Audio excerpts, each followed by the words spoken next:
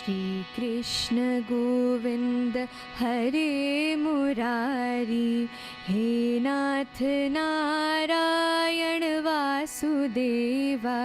श्री कृष्ण गोविंद हरे मुरारी, हे नाथ नारायण वासुदेवा। पितुमात स्वामी सखा हमारे, पितुमात स्वामी सखा हमारे, हे नाथ नारायण वासुदेवा। श्री कृष्ण गोविंद हरे मुरारी, हे नाथ नारायण वासुदेवा। ठाकुर हमारे प्राणों से प्यारे, तुम हो हमारे, हम हैं तुम्हारे, हे नाथ नारायण वासुदेवा। गैया चरैया माखन चुरैया, दीनों के नैया के तुम ही खिवैया, हे नाथ नारायण वासुदेवा। श्री कृष्ण गोविंद हरे मुरारी, हे नाथ नारायण वासुदेवा, हे नाथ नारायण वासुदेवा। गोविंद मेरो है, गोपाल मेरो है, गोविंद मेरो है, गोपाल मेरो है। श्री बाके बिहारी नंदलाल मेरो है, श्री बाके बिहारी नंदलाल मेरो है।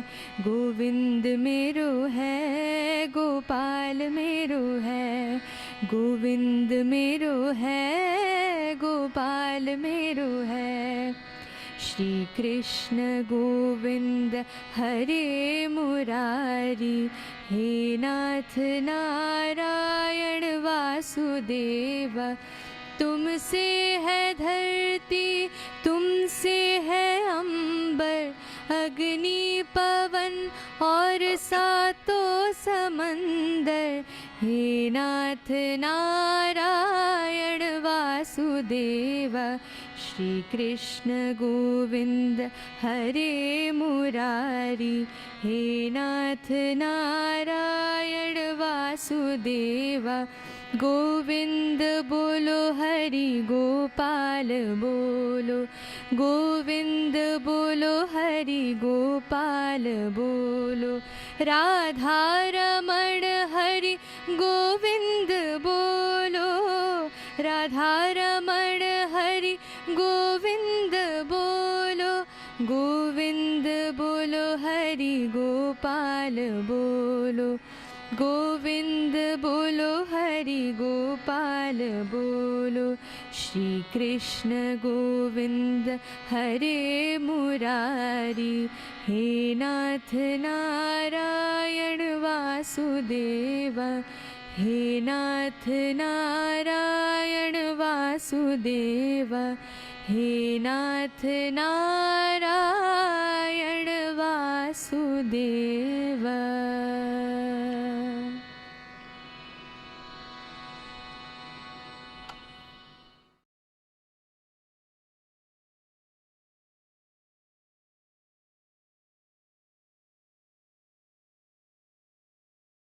My dear brothers and sisters, the love and blessings of the Mother and Sri Aurobindo to all of you from Sri Aurobindo Ashram Delhi branch. This devotional song, which was in the melodious voice of Basudhara, is an adoration of the divine by the devotee, an adoration that addresses Sri Krishna, the divine, through his many names, and in terms of the many relationships that the devotee can have with the Lord, that of a child, that of a friend, that of a servant, and also the many roles that the divine has been playing, essentially that of the shepherd. We being a flock of sheep, he is the shepherd. Returning to today's topic, which is heart disease, the heart disease that preoccupies much of the society, that is coronary artery disease, the type of disease which creates those dramatic and sensational sort of a news items of somebody dying of a heart attack. And sometimes people who are quite young, apparently quite healthy, sometimes getting these heart attacks while they are in the gym or jogging. Now, this is what creates sensation and attracts maximum attention. But then that's only tip of the iceberg. Behind that are several decades of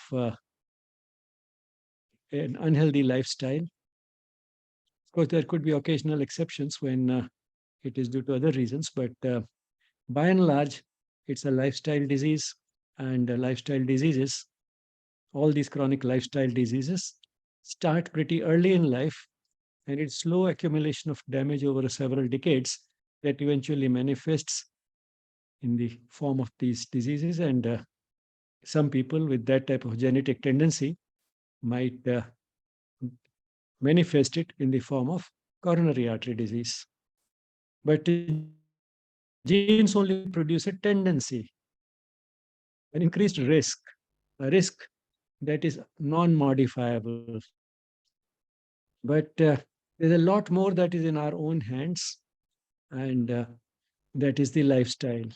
Lifestyle can delay delay to a very great extent by several decades the actual expression of this genetic tendency, and that is what really matters.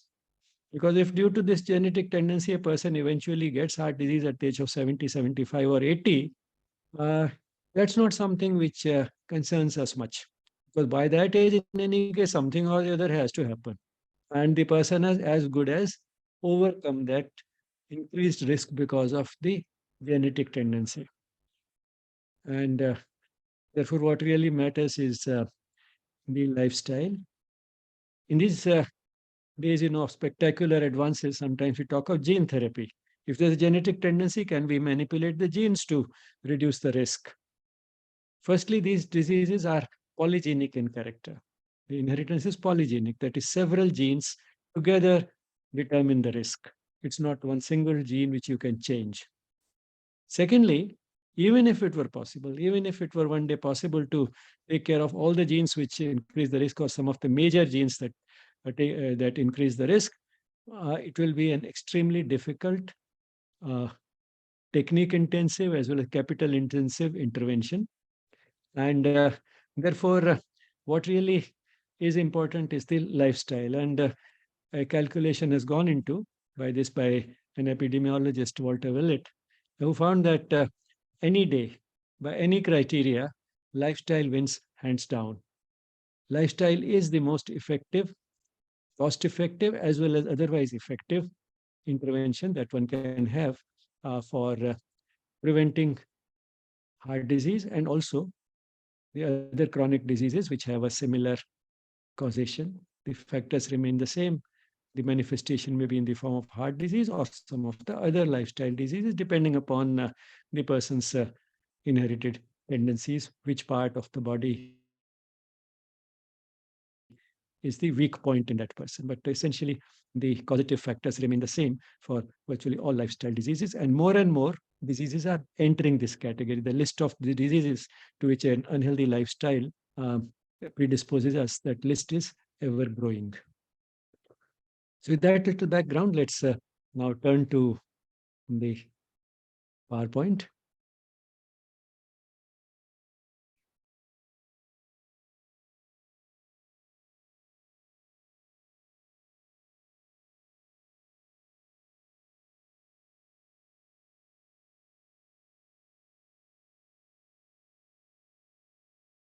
I'd like to dedicate this session to two of my teachers at the All India Institute of Medical Sciences, Professor Ramalinga Swami, a pathologist, and Professor Sujoy Roy, a cardiologist. We very often had in the institute seminars in which teachers from different disciplines participated in the same class, in the same session. It was a 2-hour class, and we had teachers from different disciplines speaking together to give a sort of an integrated picture of the disease. And one of these sessions was on coronary artery disease. And in that, Professor Sujoy Roy, while talking about the contribution that mental stress can make to heart disease, said that stress is something very enigmatic. And he said, people like me who yell and shout might be under much less stress than people like Professor Ramalinga Swami, who always appear very cool and composed.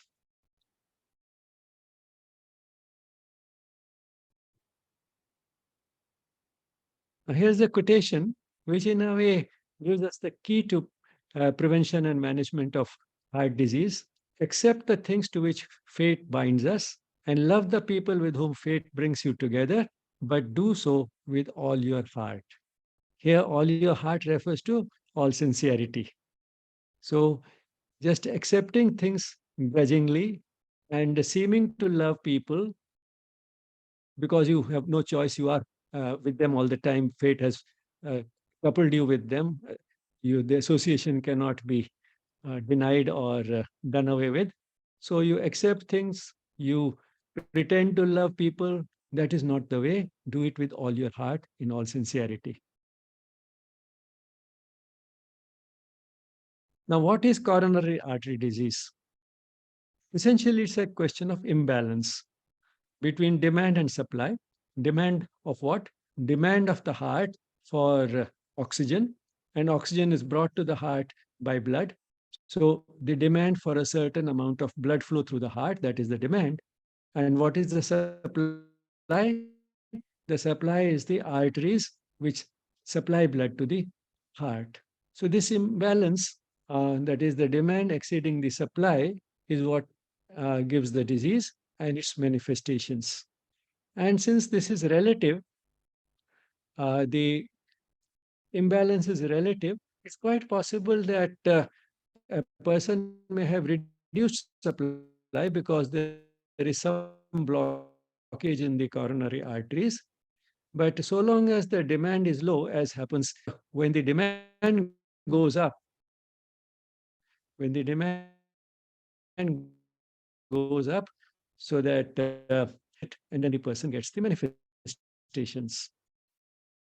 It could also be that the supply is reasonably good, not too bad, but the demand is extremely heavy. Then again, there could be that imbalance. So this is a relative sort of a thing. And just to give a pictorial sort of an aid, here is the here are the pictures of the coronary circulation, the coronary arteries and the veins, and you can see that the coronary arteries issue from the aorta pretty early. They issue from the aorta pretty early, soon after the aorta has uh, emerged from the left ventricle.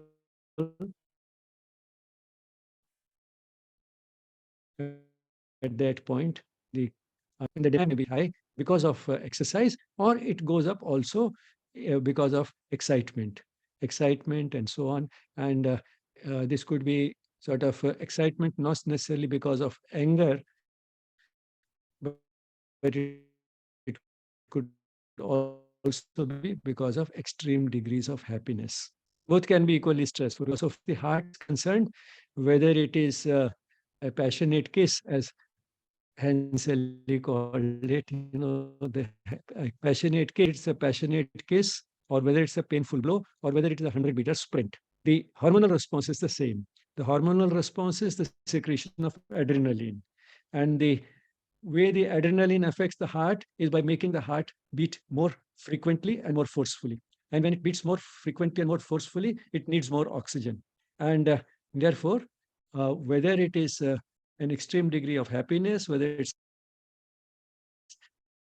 anger or whether it is frustration, extreme frustration, or whether it is an extreme degree of unaccustomed physical exertion. Any of these can create this imbalance because the demand of the heart goes up because the adrenaline rush and the effects of adrenaline heart remain the same. So long as the heart is beating faster and more forcefully, one feels that pounding of the heart in any of these situations. So long as that happens, if the arteries are already somewhat blocked, there's always a risk of this imbalance between demand and supply. Now, this is a pictorial representation of the type of fatty deposits that block the arteries. This is a generalized process which can affect arteries all over the body. And generally, it does. If it affects at one place, it also affects at the other places. But in some places, it matters more than at other places.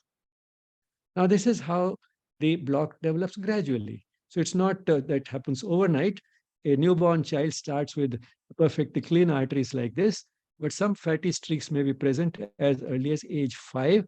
And then, depending upon primarily the lifestyle, the blockage keeps growing. And finally, it may be so narrow that there is a serious possibility of there being an imbalance between demand and supply, not only with the extreme exertion, but even with very ordinary exertion, like, say, walking a little bit. And then the person's heart protests. If it is the heart which is primarily affected, or then the person's heart protests by giving pain in the chest. Now, atherosclerosis, that is blockage of the arteries, is a generalized process. But then in some places, it matters more than the others. And heart is one of those places where it matters more. And there are twofold reasons why that is so. Heart is a vital organ. Uh, Unlike, say, for example, the back. If the same process is there in the back, it can give us back pain, even acute and severe back pain, which develops suddenly. Oh, I just bent down a little bit to pick up a pen and then, ouch, I got such severe pain in the back. Now, that is because something similar to what happens in a heart attack happened in the back, but then we don't call it a back attack. That is not life threatening because the back is not an organ as vital as the heart. So, heart is a vital organ where a sudden blockage or a serious imbalance between demand and supply can not only affect our well-being, cannot not only make it very difficult to even indulge in ordinary exertion, which is a part of everyday activity, but it can also lead to a sudden reduction in the blood supply to an extent that the person may collapse all of a sudden. Now, how these two different things can happen, we can see a little later, but uh, heart is a vital organ. So that's why a blockage of blood supply in the heart is serious. Secondly, coronary arteries are end arteries. Now, what are end arteries? To understand that, in many organs where there are end arteries, the arteries are not end arteries. Say if there are two arteries supplying this uh, part of the organ, then this has a certain territory of supply. B supplies a certain another section of the organ, but then there is a lot that is common to the two. So uh, this area is being supplied by both A and B. And in the same way, this area would be supplied by B. And if there was another artery on this side, by that one, and this area would be supplied by another artery, which is on this side, which means that everywhere we have a reserve. So if artery A is blocked, then this much of what was being supplied by uh, A will be taken care of by B, artery B. So there's no problem. And this part, which was being supplied by A, will be taken care of by another artery, which is on this side. But in case of end arteries, it's not so. C and D, say if these are the two arteries here, this has its clearly well demarcated territory, and this has its own demarcated territory. So C is blocked. This part of, if it's completely blocked, then this part of the tissue will die. And that is the type of situation we have in the heart. In the heart, we have end arteries. So the heart is not very generous when it comes to the blood supply. Each artery is to itself, doesn't take care of its neighbors. But then there is a ray of hope. what can happen is that there can develop collateral circulation. Collateral circulation means that there can develop new arteries which develop cross connections with the neighboring artery, so that once again we have a situation somewhat similar to this. Say, for example, this artery here is blocked. Then, before it is completely blocked, as soon as when the blood supply through this region starts getting reduced, then that also stimulates the process of the formation of these new blood vessels, which establish connections with these arteries these branches coming from F, so that now, because of these new arteries, once again, we have this region which was being supplied by E getting supplied by F because of these new connections that have developed. And what is the stimulus for the development of these?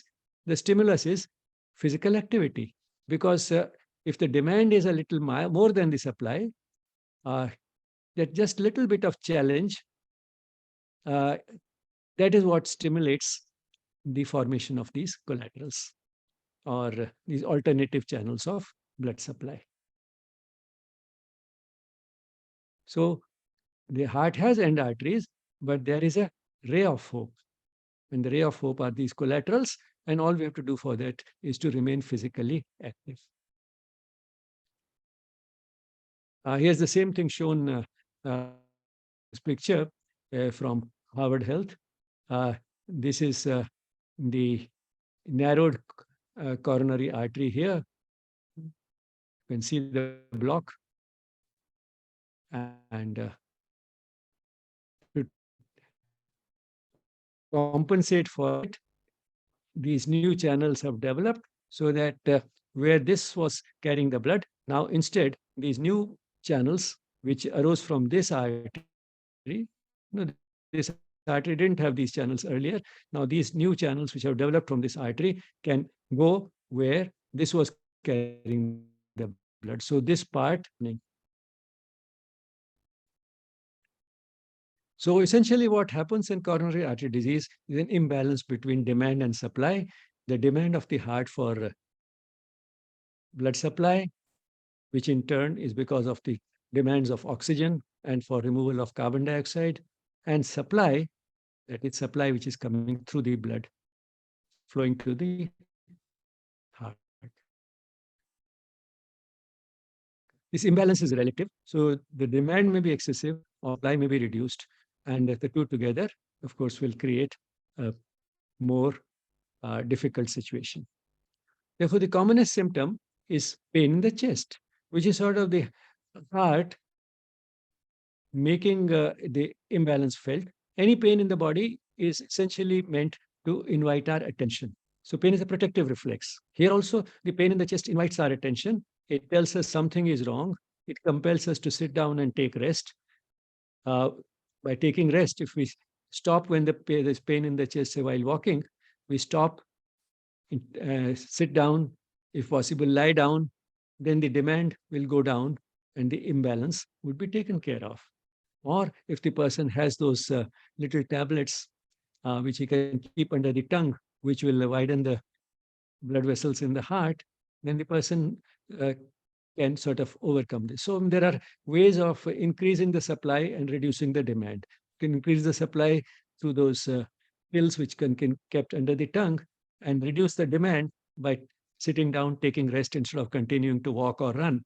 So by working at both ends, one can once again overcome the imbalance and the pain would go. So, but the commonest symptom is pain in the chest, which is because of this imbalance. Protesting, the demand is more than the supply, and the demand goes up during exercise, and therefore this pain comes on exertion, generally on physical exertion, although other things could also increase the demand like anger and so on. And that can also precipitate the pain in the chest, but most commonly it happens when the person exerts physically, and this pain is relieved by rest. Now, this type of pain is called angina. Sometimes angina pectoris to be complete. Pectoris, refers to the chest because the chest has muscles like pectoralis major and minor and so on. So those muscles are in the chest and this pain is in the chest. So sometimes angina pectoris, but angina is the common term. And angina, for all practical purposes, without any qualification, means pain in the chest originating in this imbalance between the demand and supply in the heart. So angina is pain in the chest, which comes on exertion and is relieved by rest. But it is also, this pain also generally radiates to the left arm. It's not confined to the chest. And this pain is more than pain, it's like a pressure, as if somebody is sitting on my chest, or a heaviness rather than pain. And it is not continuous, it fluctuates. It rises to a peak and then comes down. And the cycle lasts about 5 minutes.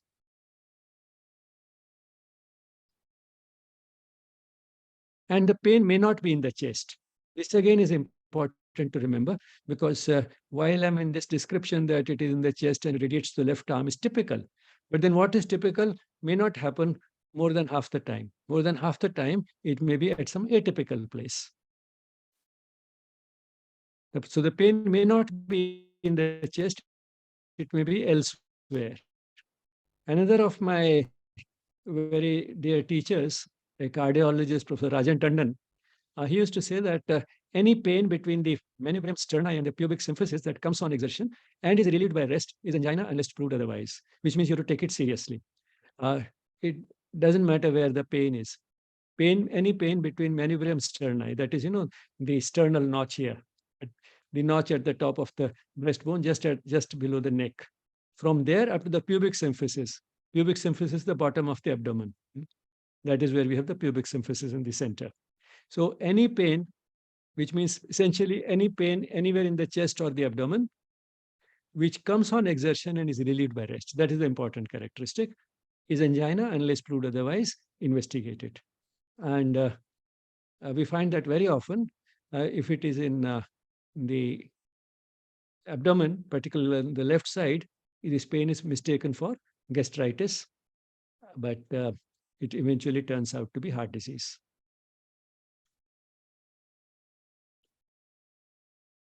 Now, this imbalance between demand and supply may give angina, that is this type of pain. But if the imbalance is severe and sudden, and the blockage is such that that part of the tissue does not just complain through pain, but dies. So instead of just complaining because of this imbalance, the tissue is dead. Then it becomes an infarct. An infarct is a dead tissue. So the block to a certain section of the heart, that part of the heart that is myocardium. Myocardium is myo is muscle, cardiac refers to the cardial refers to the heart. So the muscles of that part of the muscle, heart muscle, and heart is essentially muscle because a pump and contracts, and the contractile tissue is muscle. So that part of the heart muscle, or that part of the heart dies, and that is what leads to a heart attack, which may be fatal, that the person may die. So it's a sudden and severe reduction in blood supply to the heart. And this may be because of spasm. There may be a partial block already there, but then superimposed on that, there may be a sudden narrowing of the arteries, and that can lead to the heart attack. Now, what is it that can bring on this sudden narrowing? Acute mental trauma, anger, fright, or frustration. And that's what prompted John Hunter to say that my life is in the hands of any rascal who chooses to put me in a passion. And in fact, he did die suddenly in 1793 after participating in a violent argument at a faculty meeting. Now, myocardial infarction, it can be due to this spasm superimposed on a partial block, and who will not have a partial block after a certain age? Nobody can have perhaps arteries as clean as those of a newborn throughout life. So superimposed on this partial block, if there's a sudden narrowing of the arteries, which is spasm, that can lead to the infarct. And this may be not only because acute mental trauma, anger, fright, or frustration, it could be because of excitement, which could be because of intense joy. It could also be because of unaccustomed exercise, heavy unaccustomed exercise. Could be because of being in a great hurry. Could be because of sexual activity. It may be induced by smoking and some other drugs. Cocaine is one of the notorious ones because many of the uh, athletes who were otherwise quite looking very fit and healthy, they suddenly have died of a heart attack, uh, particularly while participating in an event because they were on cocaine. And uh, smoking, which is tobacco or nicotine, cocaine, and to some extent also caffeine, which is there in tea and coffee, any of these things can induce a spasm. A single heavy high fat meal. Now, this can induce spasm as well as uh, increase the production of thromboxane, which increases the clumping of platelets in the blood. So that can create a block. The sudden narrowing spasm can also create a block. And all this can happen after a single heavy high fat meal. A sudden exposure to cold can also do it. So here are all the factors put together: acute mental trauma, anger, fright, or frustration, excitement, unaccustomed exercise, hurry, sexual activity, smoking, a single heavy high fat meal, exposure to cold. Now, a large number of these factors may come together in a person who has gone to a party at night in the winter season. So when he goes to the party, he may have a heated argument and he may get excited and he may smoke, he may drink, he may have a heavy high fat meal. And when he comes out, he might walk in the cold to the parking lot where the car is waiting. And after coming back home, he may indulge in sexual activity in bed. And the result is that all these things put together increase the possibility of the spasm. And then we say, oh, the person died overnight. Only yesterday we saw him at the party. He was chatting and talking so excitedly, and you seemed so animated. And what happened suddenly? Overnight, he passed away. He got a heart attack at night, and by the morning, he's dead. Now, this can happen because a large number of these factors came together, and that's what led to the infarct. Now, I come to the sports paradox. How some people who are sports persons or go to the gym regularly, how they get it. Cocaine, I mentioned, was one of the things, but something which is more sort of, you can say, physiological, is that over time, they also develop a stronger heart. Stronger in the sense it has thicker muscle, because a normal person's uh, capacity to pump the blood per minute can go up to about 25 liters per minute. Normally, when we are at rest, we just need about 5 liters per minute, and that is the amount that the heart pumps. Each ventricle pumps about 5 liters of blood in a minute. But when the demand goes up during exercise, we pump more. And the maximum that an ordinary person can pump is about 25 liters a minute. So there's a big margin. So one can exert quite a bit to meet the demands of even 25 liters per minute. Even a person who is not an athlete, who is not participating in any competitive sports. But those who do participate in competitive sports or are extremely physically active, they could increase their output up to about 45 or 50 liters per minute. Now that requires, apart from other things, also a stronger heart. And therefore that heart muscle gradually becomes fatter. Just like the muscles of the arm can get fat if in a weightlifter, if a person is a weightlifter, then the arm muscles can become thick. So in the same way, the heart muscle also becomes thick, which is very good in a way. Now it can pump more, but then it also means the thick muscle requires more blood flow. It requires a greater blood supply. And therefore, what happens is that in this type of a person, if there is anything which can create a superimposed spasm, or even otherwise, what can happen is that the increased demand because of this thicker musculature cannot be met by the supply. So the supply might have been enough if the heart was not hypertrophied. Hypertrophied means the muscles have not become thicker. than normal. It might have been enough, but this thickness, which was giving him an advantage in competitive sports, becomes a handicap in some ways, because now the demands are much more than those of an ordinary heart, and therefore the imbalance is easier to create. So sometimes when he indulges in sudden physical activity, the body hasn't had enough time to adapt to that additional demand, and on top of that, the heart is asking for more, and that can lead to sudden death. The risk factors for the heart disease are genetic predisposition, just a tendency, and the unhealthy lifestyle. And we've seen several times what those factors in the unhealthy lifestyle are: eating too much of the wrong type of food, not being physically active, putting into the body harmful substances through smoking and drinking, not sleeping enough, not sleeping at the right time, not getting the good quality sleep, and of course, above all, mental stress. How about cholesterol? And it's common to uh, measure the cholesterol levels in the blood to see how much the risk for heart disease is. And therefore, there's some sort of a cholesterol phobia, fear of cholesterol. But cholesterol is not a poison. Cholesterol is a normal substance in the body. And we need cholesterol for manufacturing cell membranes. We need it for manufacturing some hormones. So the body needs cholesterol.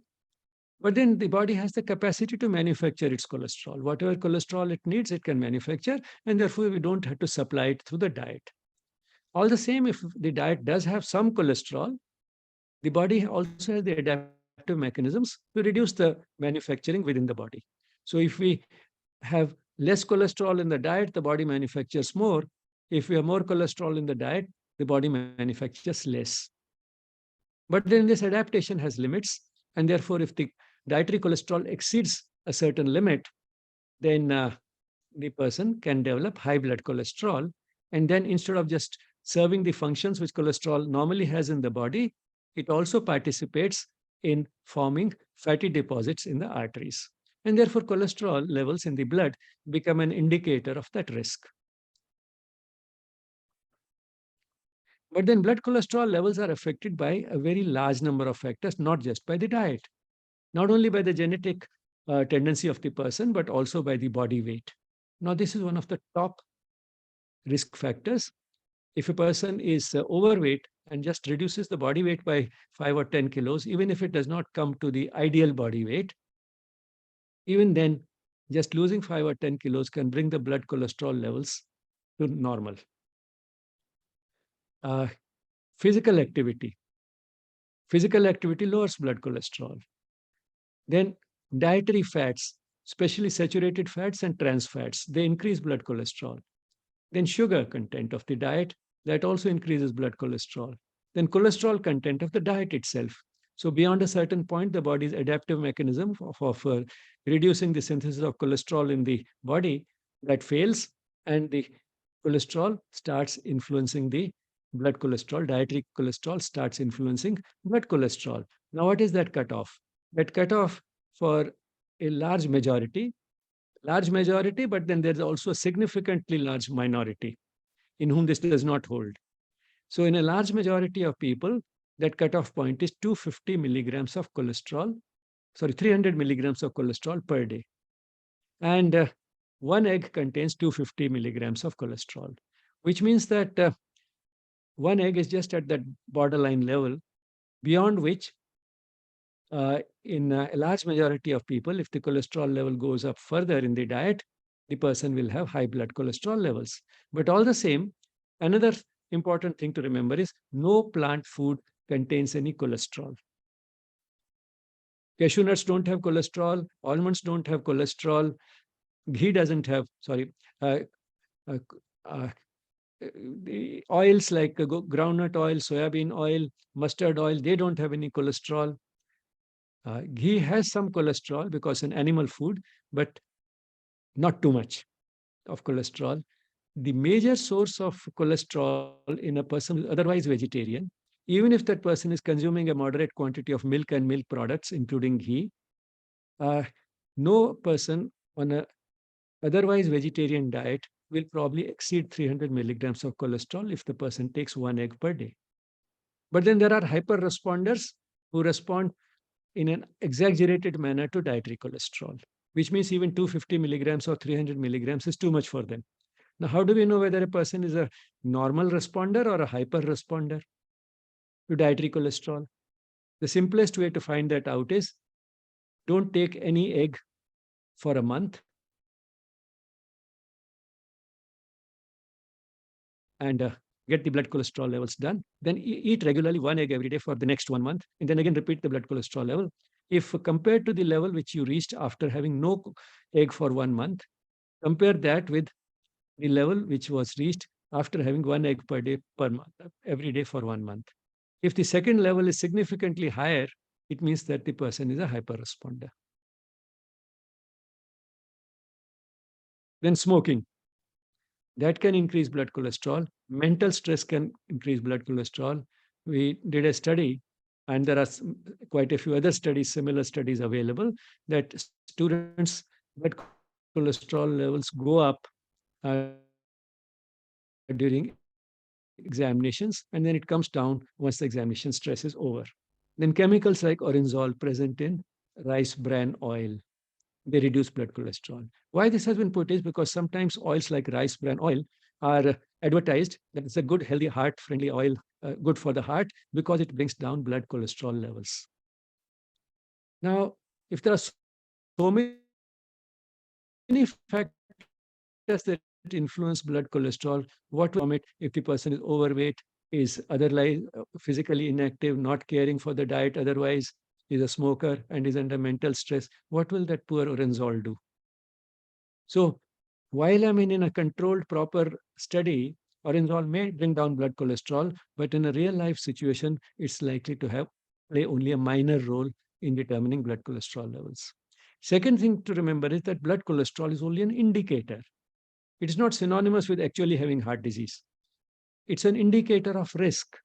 There are people who may not have any heart disease with blood cholesterol levels of 400, and there are people who develop heart disease with a blood cholesterol level of only 200 milligrams per 100 milliliters of blood. So it's not that blood cholesterol by itself is the disease, it's only an indicator of risk.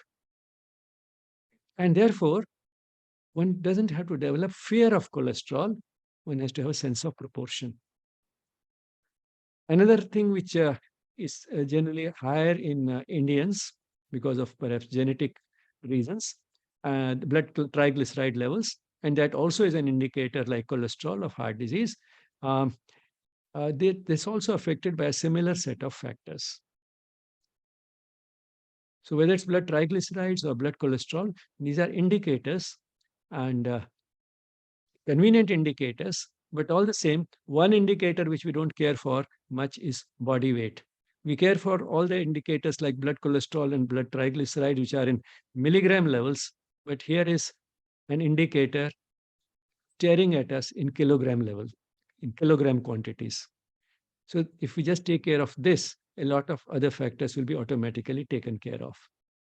But having said that, these days it is generally said that the total cholesterol level, optimal, that is what is should be considered uh, really the right level for good heart health and otherwise, the total cholesterol should be less than 200, LDL cholesterol less than 100, HDL more than 60, because HDL is a protective sort of fraction of the cholesterol. One easy way to remember is LDL, L for lousy, and HDL, H for healthy. So this is the lousy cholesterol, this is the healthy cholesterol.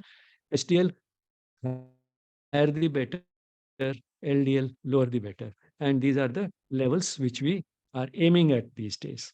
However, what we aim at has to be taken with a pinch of salt. As I said, cholesterol levels are in themselves not the disease.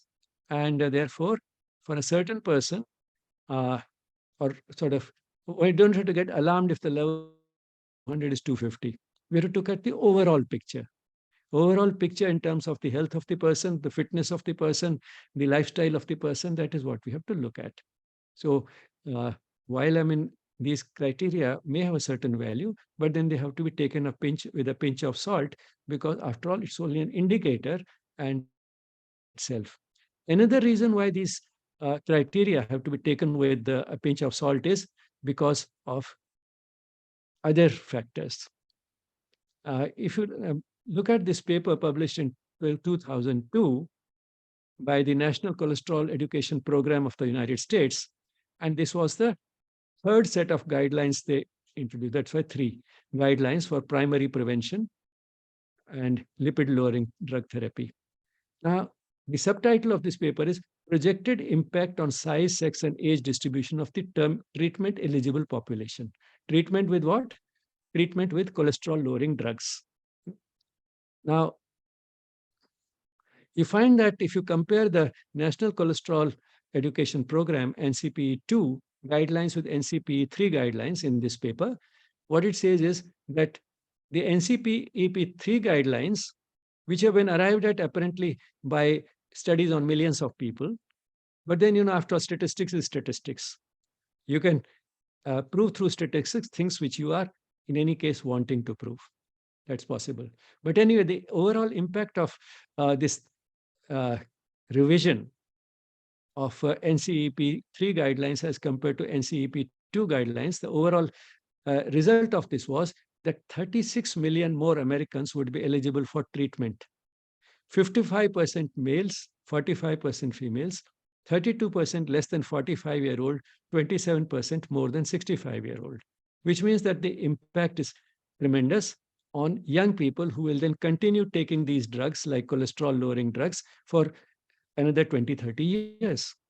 And to sort of sum up all the results, they say that this represents, that NCEP2 compared to NCEP3 represents a 140% increase in eligibility overall, which means that if desirable level from 250 to 200, several million more people become eligible for therapy with cholesterol lowering drugs. And why this is can be suspicious is because a lot of it is driven by drug companies. And therefore, there's a conflict of interest. They are, for their own profit, they would be interested in increasing the number of people who are eligible for these drugs. Dean Ornish, the famous cardiologist, in his book, Dr. Dean Ornish's Program for Reversal of Heart Disease, says that the influence of drug companies is so pervasive that from the first day of medical school, it affects and in many ways determines how medicine is practiced and how disease is viewed. Drug companies spend millions of dollars educating physicians.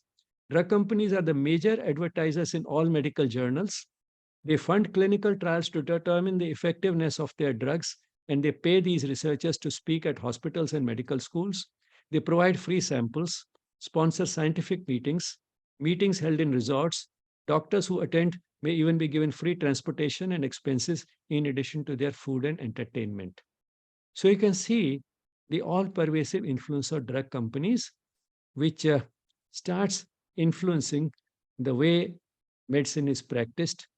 And they start it early. They catch the doctors young while the doctor is still in medical school. And this continues all the way till the doctor is practicing and has become an expert. So in this case, he has become a cardiologist, and till then, this continues. And therefore, these criteria have to be taken with a pinch of salt. Now, how about aspirin and statins? Aspirin reduces the tendency of the blood to clot, and therefore, it can, to some extent, reduce the possibility of a heart attack. But then it also increases the tendency to bleed. And in the brain, that can be serious. And while aspirin may bring down the acute sort of attacks or events, as they are called, person who has heart disease, it can increase stroke. That is hemorrhage in the brain. So whether reducing one risk and increasing another is worth it, that can be questioned. And statins have serious side effects, some known and some unknown. And therefore, at least Dean Ornish in his book, A Reversal of Heart Disease, is very clear. He advocates neither aspirin not statins. And why I'm emphasizing Dean Ornish and other people like, say, Dr. B.M. Hegde and so on, is because they are cardiologists. I'm not a cardiologist. But if people who know, people who are specialists, they are saying it, then it has to be taken more seriously. Some of the basic conclusions which one reaches after looking at the approaches of different physicians as well as otherwise is that we have to, if we focus on the essentials, it is excess calories which will lead to weight gain irrespective of the source of calories.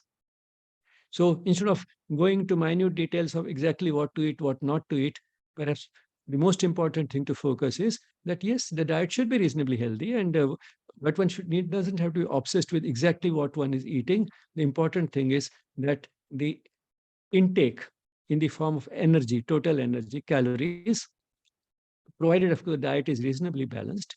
In a balanced diet, uh, if the intake is closely matched to the expenditure through physical activity so that the body weight remains within reasonable limits, then we don't have to worry about many of the lifestyle diseases. But overweight is the doorway to high cholesterol and many diseases. And excess fat of any type raises blood cholesterol level. All types of fat have 9 calories per gram. And therefore, again, too much of obsession with this fat and that fat is, again, not proper. Too much of even uh, fat which is polyunsaturated, a lot of N6 polyunsaturated fat, like, say, sunflower oil, too much of that will also increase body weight and it will also increase blood cholesterol. So it is the total quantity and particularly total quantity of calories, the total energy intake, which is more important than exactly what type of fat and so on. So this is important to remember because just because something is healthy, sometimes there's a tendency to eat too much of it. Sunflower oil is healthy, so we can have as much as we like. Almonds are healthy, we can have as much as we like. Walnuts are healthy, we can have as much as we like. No, because nuts like almonds and walnuts, they are also high calorie foods. And therefore, if by eating enthusiastically too much of those, we end up eating more than we should and we start putting on weight, it still be a major risk, adding a major risk to the uh, our major risk for heart disease. So eventually it comes to excess of everything is bad, or what has been said in Sanskrit, ati sarvatra varjayet. All types of excess is essentially not permissible.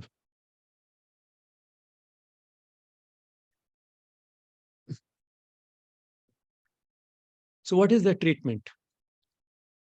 Our treatment is to try and match the demand and supply.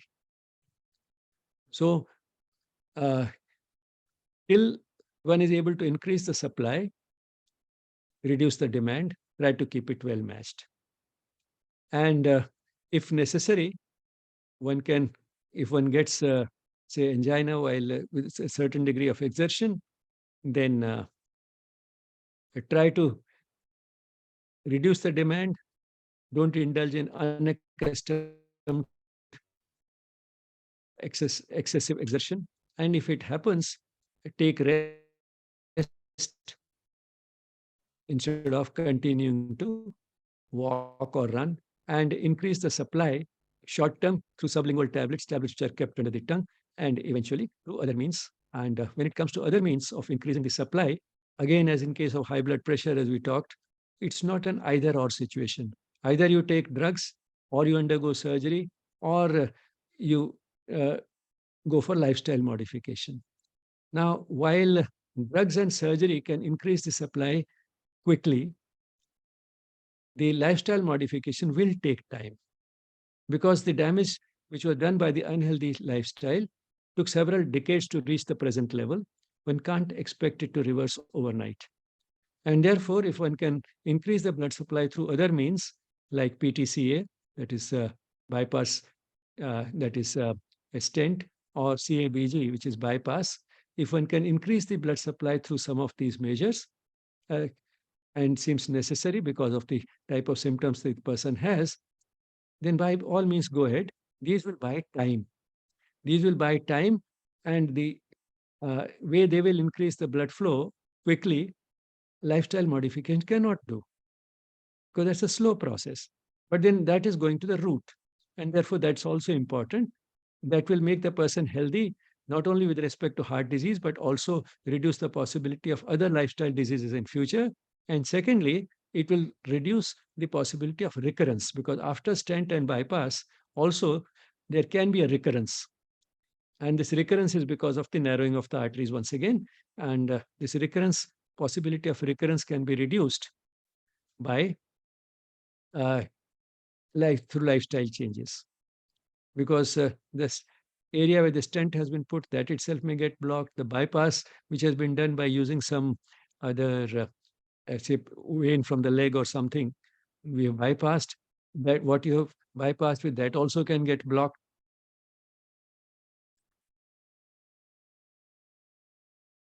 Now let's turn to Dean Ornish, who was the pioneer in uh, introducing lifestyle modification based on yoga in heart disease.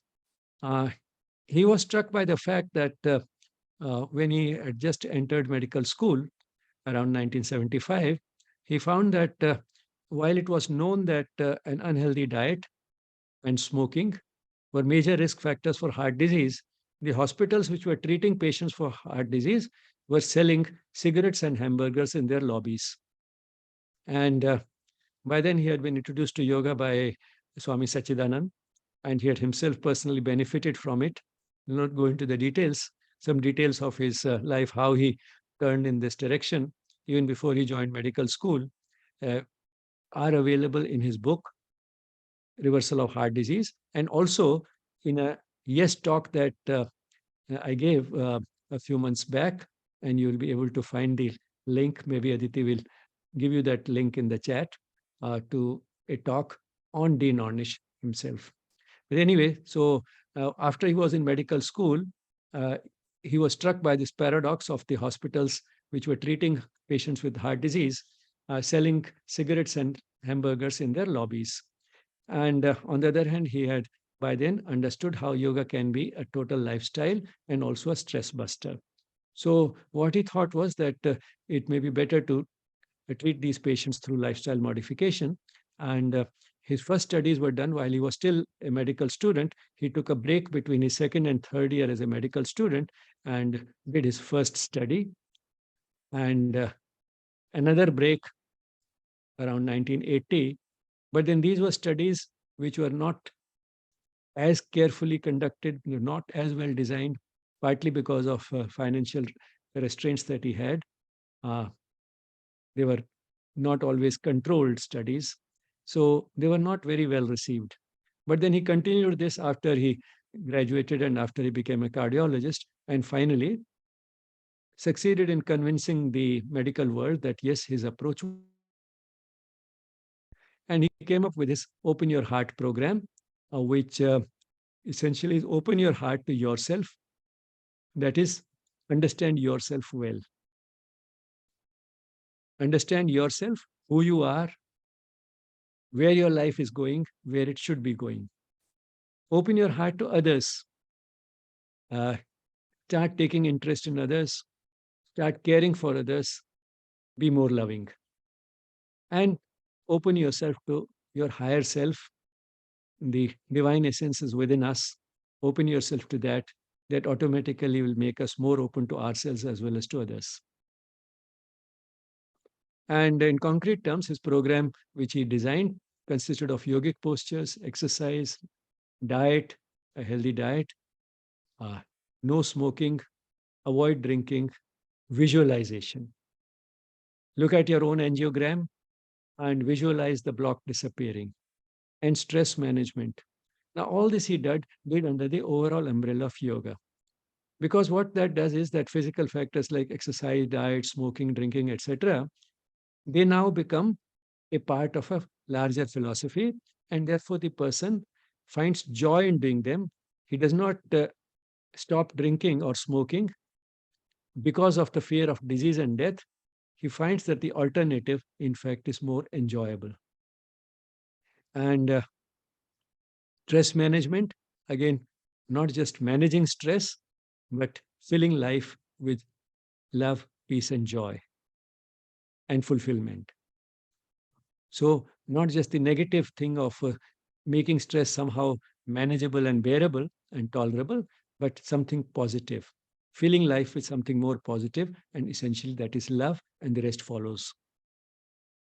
And he found that through this program, the patients not only felt better, they got better. Got better means that the blocks that they had in the coronary arteries, they became less. Now, this was a paradigm shift because it was believed before that that self-healing mechanisms exist in the body only for only for uh, acute diseases like common cold and diarrhea.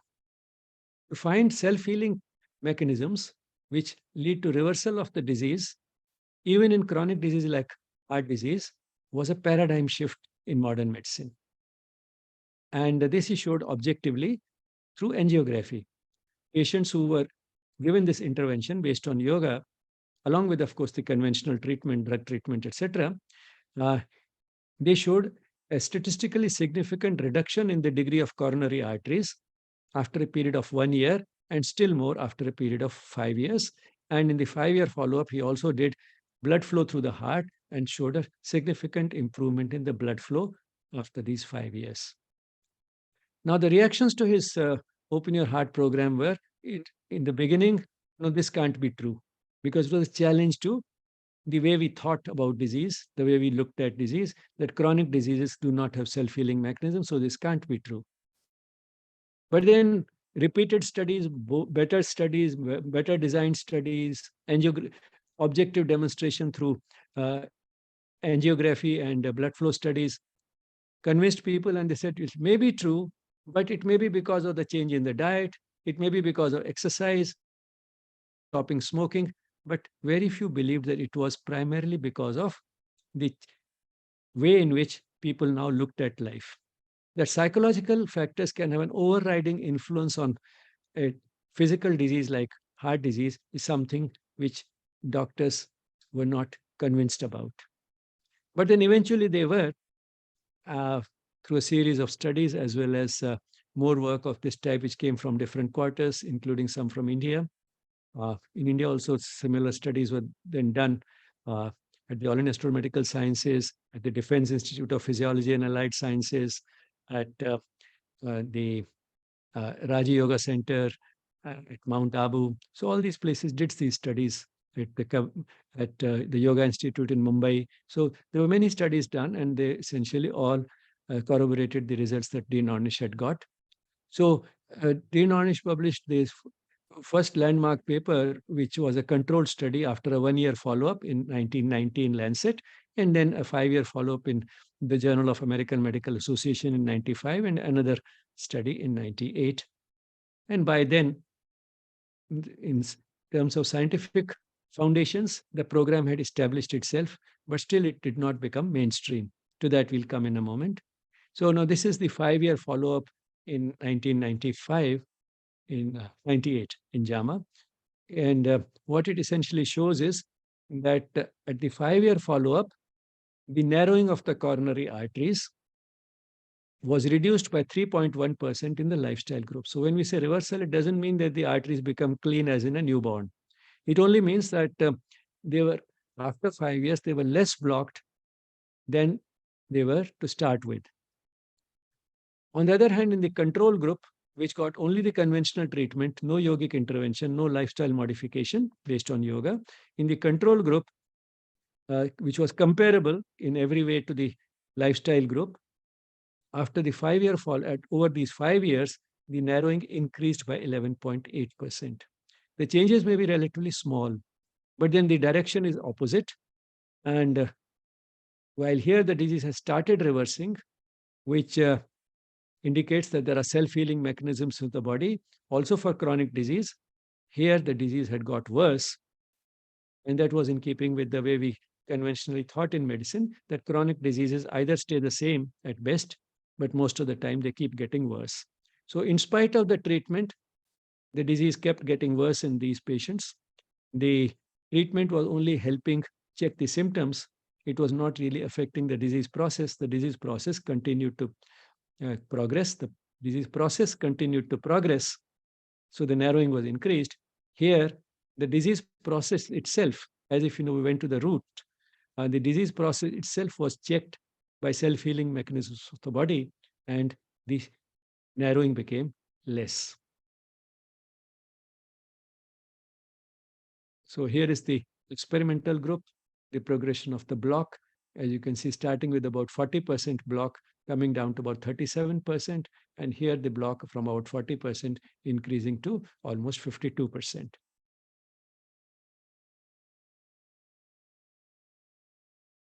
Now, the skepticism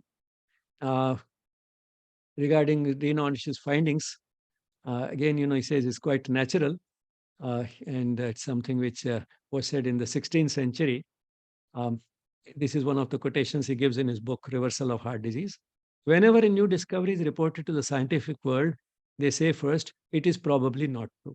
That is what was said in case of his studies also.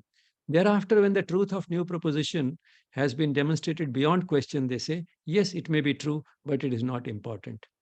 Finally, when sufficient time has elapsed to fully evidence its importance, they say, yes, surely it is important, but it is no longer new. Now, he scientifically created the foundation for this approach based on yoga, lifestyle modification based on yoga. But it didn't become mainstream. It didn't become mainstream for a variety of reasons. Some may be that the patients themselves were not finding it very easy to modify their lifestyle. It was much easier to either swallow a few pills or to undergo surgery. And certainly, the new approach did not suit doctors, hospitals, and the pharmaceutical industry. And therefore, it did not really become mainstream. But then money moves the world. And therefore, what Dean Ornish thought was that here is a sort of a comparison he has given again in this book, his book, that while for bypass surgery, the insurance companies have to reimburse about $30,000, for angioplasty, $7,500. For teaching a patient lifestyle modification, they'll have to reimburse only $150, which also they were not doing. They didn't think it was treatment. And for teaching a healthy person lifestyle modification for prevention of disease, they reimburse nothing. So this whole reimbursement and the medical insurance seem to be geared towards sophisticated treatment. But then it is in their own interest to at least reimburse these $150 for lifestyle modification. They'll have to pay much less. And therefore, he went and talked to the medical insurance companies. This is what he told me when I met him in 2003, that he's approaching medical insurance companies because they will save money if they start reimbursing this program. And finally, it happened in 2010. Medicare began to reimburse costs for his program for reversing heart disease. Now, how can a person with 90% blockage of coronary arteries be without any symptoms? Now, this is possible, and now you can see how that can be possible is because of the development of collaterals. Now, how do we get evidence of that presence of collaterals? We may or may not see them in the angiogram, but we can judge it even otherwise. The person has no symptoms. The person can walk, can take a brisk walk. The person can walk and talk.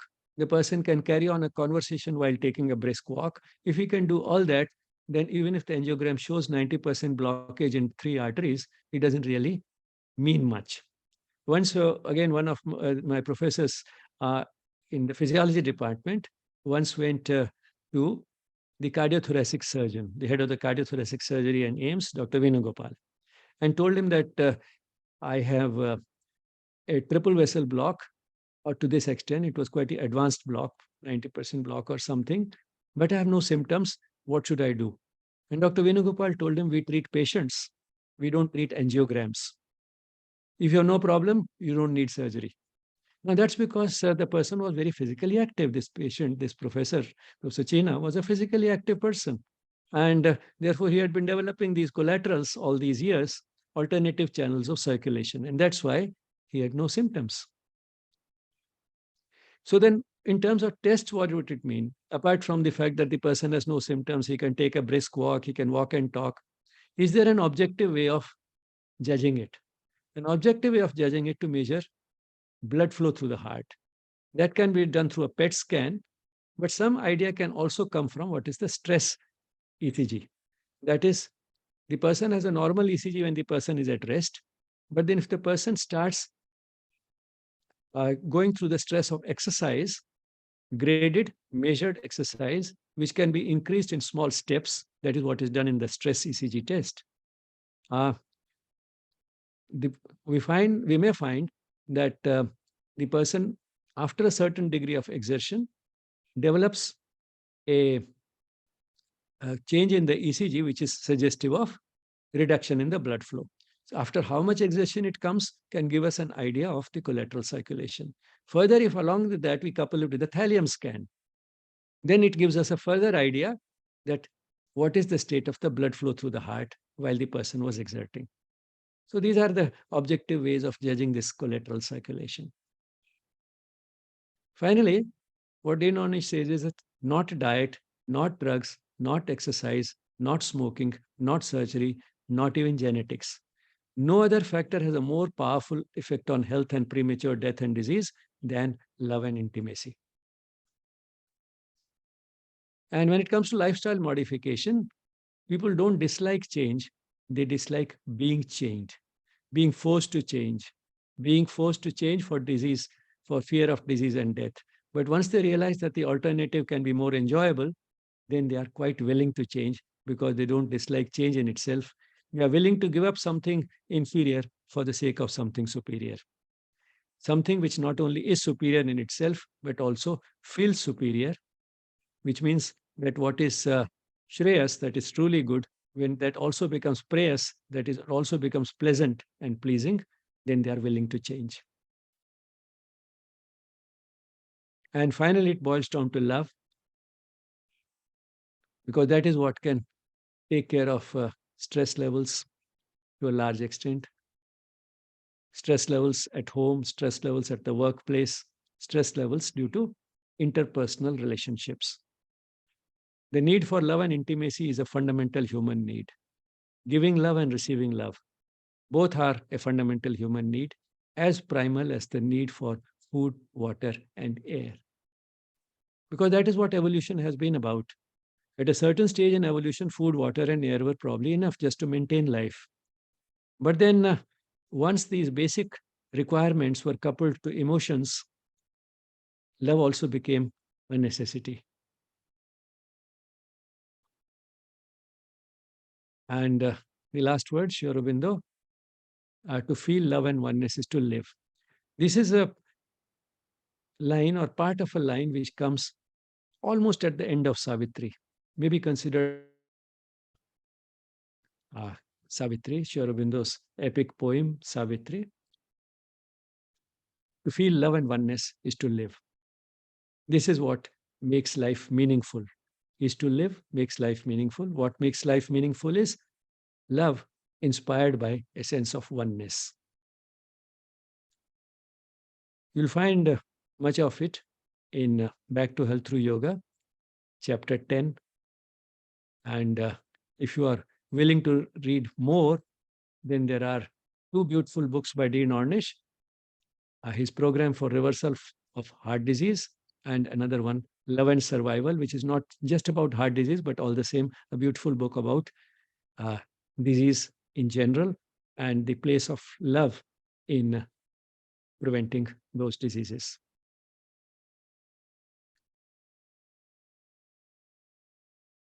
This is the meditation hall, and here's the shrine of Sri Aurobindo Ashram Delhi branch, and you're all welcome here.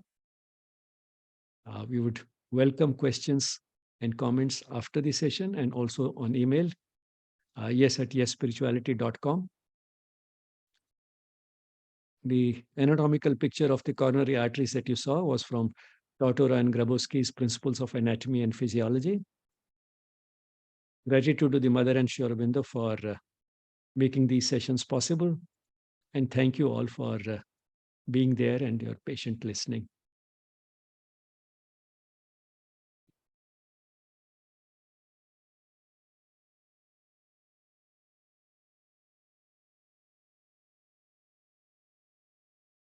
Any questions?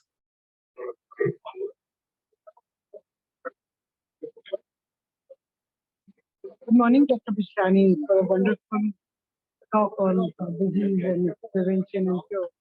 I just want to ask you about controversy about statins, because I read Mm. few papers in medical journals that statins are harmful and sometimes they help and sometimes they don't help in lowering the blood flow, the cholesterol. So how far is it true, and what do you think about Well, this is a controversial topic, and my voice may not carry much weight because I'm not a cardiologist. That's why I kept quoting cardiologists. And you can see that, again, cardiologists will fall in both categories. Uh, People like Dane Ornish or Dr. B.M. Hegde are uh, a minority. But then, to me, it appears that what they're saying is true. It's not motivated by personal interest. And truth has a certain sort of a ring of being genuine and a certain power that goes with it, which in concrete terms or in ordinary terms, worldly physical terms, may not match the money power and the type of psychological sort of tools that are used by those who want to say something otherwise. Because there's a lot of propaganda and brainwashing that goes on. You saw by the drug companies. So it may not have that type of an influence, but all the same, a genuine voice, a voice of truth, has a power of its own and makes itself felt. So it is on that basis that I have tried to quote them. But ultimately, I mean, the choice is with you. And also, the truth is seldom black and white. As I said, that it's not always an either or approach. Sometimes you can combine both. So whether a person needs statin for a brief period of time or lifelong, that can be debated. And what should be the target level of blood cholesterol, that can be debated. But I'm sure in some cases, up to a limited extent, whether it is statins or whether it is aspirin or any other approach, they would all have their value. But then eventually, what will help the person the most is going to the root of the problem, which will help that disease. It will help the other diseases which might have developed sometime in future. And more than that, none of these approaches makes any of us immortal. What will what it this approach rooted in yoga as a spiritual discipline, what it does is that it makes life much more enjoyable as well as fulfilling. That is what matters.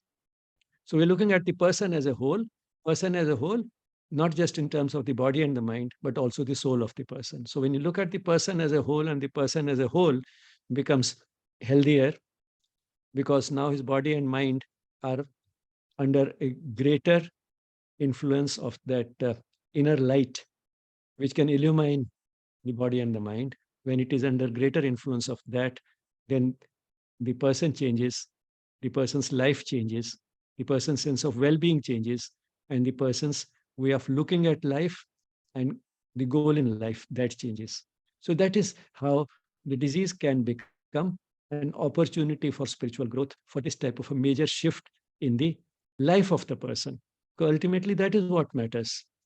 Instead of looking at just this much block, that much block, this symptom, this cholesterol level, that cholesterol level, what ultimately matters is the uh, how the person feels and how meaningful life has become. So disease then becomes an opportunity, an excuse, an occasion which triggered that change. And if that trigger is looked upon as a wake-up call to reset the very button of life, then it has served its purpose.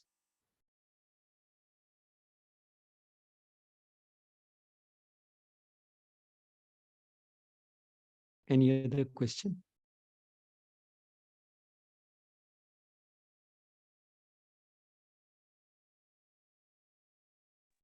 Not in the chat box. If somebody would like to unmute and ask, they can please go ahead.